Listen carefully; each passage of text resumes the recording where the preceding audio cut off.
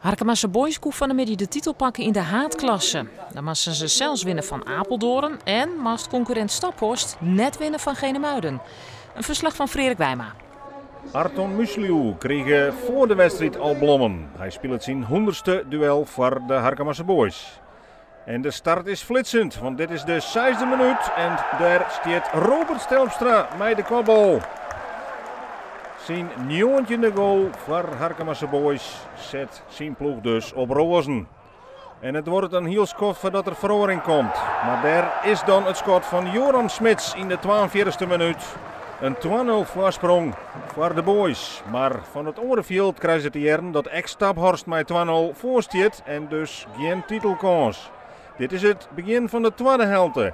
En het is Apeldoorn wat een stuk sterker uit die kleikamer komt. En zelfs de aansluitingstreffer scoort toch Richard van Schoten.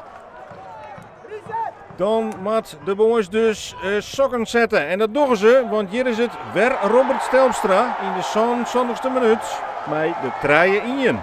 En dan is het bericht dat Staphorst op 2-2 staat op het Orenveld en lezen de Boys dus op kampioenskoers. En dat liep het bevrijdend te werken, want het is invaller Heine Uldriks op de assist van Oegeles Kokker die de 4-1 aantekent. 10 minuten voor tijd. En blijft het zo, die 4-1 en die 2-2 op het Orenveld, dan kunnen de Boys feest vieren.